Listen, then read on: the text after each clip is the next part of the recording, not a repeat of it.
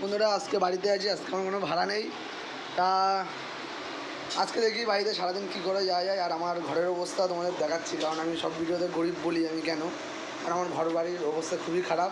আমার ইউটিউবে এসছি, আমি দেখছি ইউটিউবে সবাই সবার কেরিয়ার করে, দেখি আমার কেরিয়ার আমি করতে পারি নাকি। আমার যে ঘরে থাকি সেই ঘরের ফাইনাল লুক এই যে ভেঙে পড়ছে, বৃষ্টি পড়লে ওপর দিয়ে জল পড়ে।